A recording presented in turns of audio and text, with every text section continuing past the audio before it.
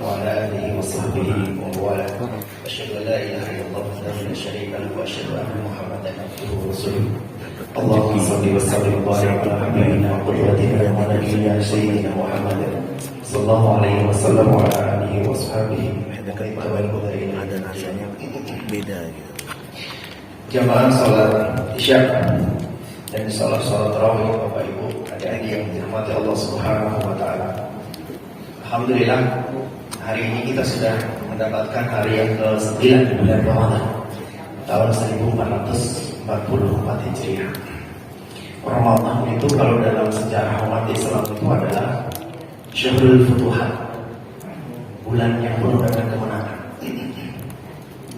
Kalau kemudian kita buka sejarah umat Islam, Nabi Muhammad SAW itu melaksanakan perang Badar itu di tahun kedua Hijriah di bulan Ramadan. Kemudian peristiwa Fathul Makkah itu terjadi di tahun ke-8 Hijriah, itu juga di bulan Ramadan. Kemudian ada peristiwa penaklukan Spanyol Andalusia oleh pahlawan Islam yang namanya Tariq bin Ziyad itu juga di tahun ke-92 Hijriah di bulan Ramadan, hari ke-20, hari ke-28. Ada pula peristiwa kemenangan pasukan Islam dalam perang salib oleh pahlawan Islam Salahuddin Al-Ayyubi itu juga di bulan Ramadan tahun 584. Tak jauh dari itu di 658 Hijriah di bulan Ramadan ada peristiwa perang Ain Jalut yang ada di Palestina. Itu juga terjadi di bulan Ramadan.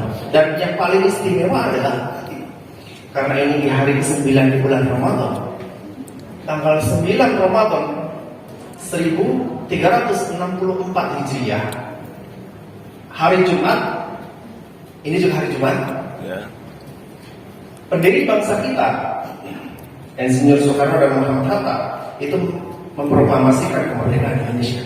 Hari Jumat tanggal 9 Ramadan 1364. Jadi kalau boleh kita bilang 80 tahun yang lalu perhitungan Hijriah negara kita merdeka.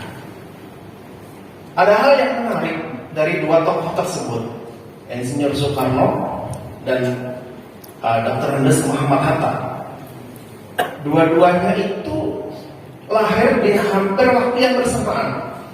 Pak Karno itu lahir 1901, Bung Hatta itu 1902. Kemudian setelah waktu melaksanakan pendidikan, kalau Pak Karno itu kan beliau lahir dari seorang ayah Raden Sukemi Sosro di Harjo, ibunya Ida Ayu Nyoman dari Bali, bapaknya dari Jawa. Kalau Insinyur Dr. Andes Muhammad Hatta, bapaknya itu dari Payakumbuh, Muhammad Jamil bin Syekh Arsyad, seorang ulama dari Payakumbuh. Ibunya itu Siti Soleha binti Idris Bandaromah, seorang pengusaha yang kaya raya di Bukit Tinggi. Yang menarik dari kedua tokoh di atas adalah saat beliau itu menempuh pendidikan selepas HBS, sekolah menengah mungkin sekarang ini, Insinyur Soekarno itu waktu itu dilarang oleh ibunya Ida Ayu Nyoman Raya untuk kuliah di negeri Belanda. 1921 Insinyur Soekarno ingin kuliah di Belanda dan dilarang oleh ibunya. Ditanya oleh sang ibu, kamu mau ke Belanda itu mau cari kuliah universitas atau mau cari cewek yang kulit putih? Kemudian dijawab oleh Pak Bung Karno, saya ingin kuliah. Kalau kuliah nggak usah ke Belanda. Akhirnya ke Bandung. Itu kan setelah dari HBS di Surabaya. Kemudian beliau melanjutkan ke Bandung. Tahun 1923 beliau menikahi salah seorang ibu kosnya. Gitu. 1923-1926 beliau lulus dari ITB. Sama dengan Bung Hatta. Selepas pendidikan dasar, beliau waktu itu ingin sekolah melanjutkan Harvest di Batavia, di Jakarta. Dilarang pula oleh ibunya. Akhirnya beliau mengambil mulu di Padang. Selepas mulu barulah ke Jakarta, hingga kemudian bisa kuliah di Belanda. Dua tokoh besar yang membawa perubahan bangsa Indonesia itu sempat takut dengan ibunya. Mau kuliah, mau sekolah, nggak boleh, dilarang. Padahal tokoh besar. Artinya apa? Artinya adalah bagaimana kita bisa mendapatkan pelajaran dari tokoh bangsa tersebut. Ternyata beliau itu sangat patuh kepada orang tuanya, terlebih kepada ibunya.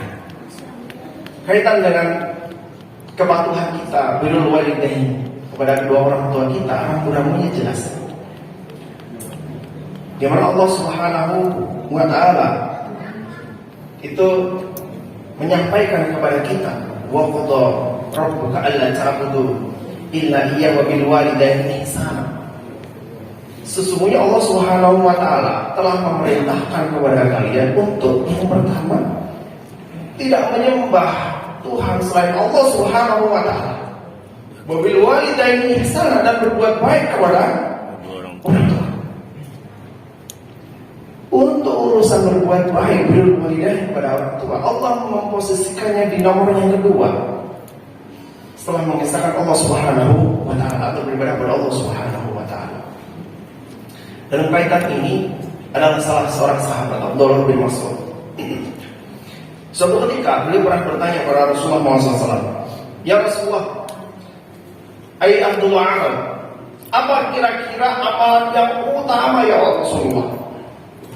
Dijawab dengan Nabi Muhammad SAW, "As-salatu ala al-waqtiha."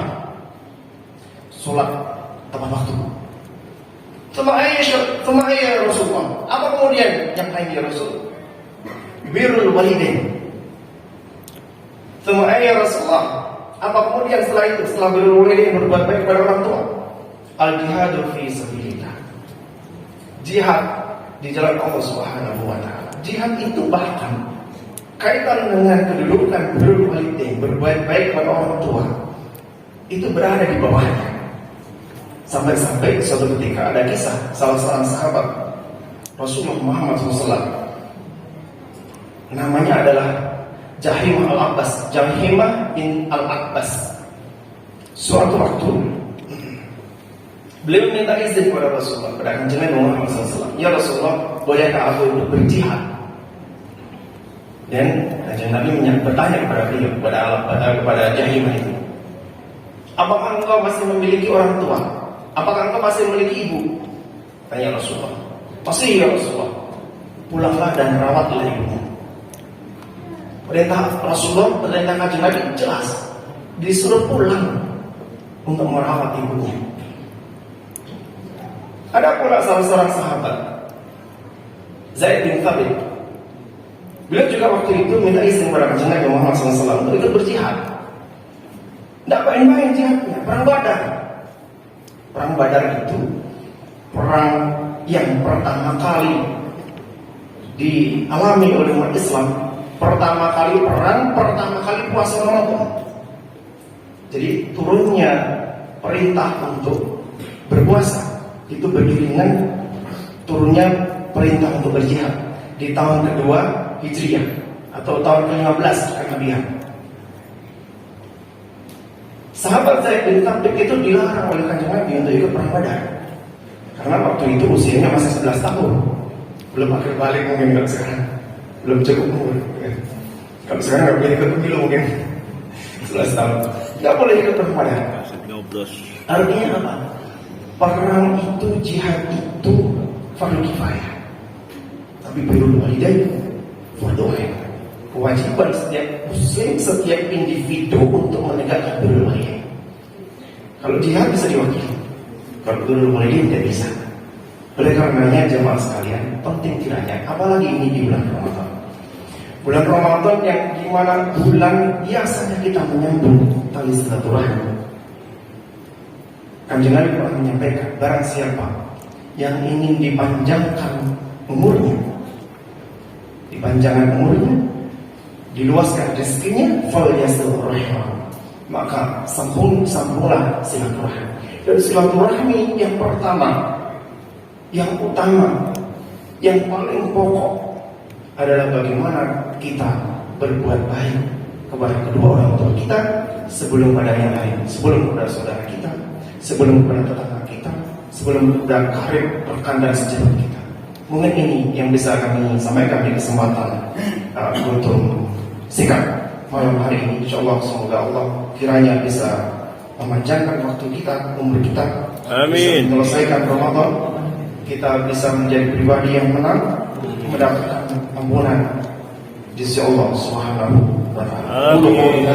Astaghfirullah li wa lakum wa li sa'iril muslimin min kulli dhanbin fastaghfiruhu lakum innahu huwal ghafurur rahim. Assalamualaikum warahmatullahi wabarakatuh. Waalaikumsalam warahmatullahi wabarakatuh.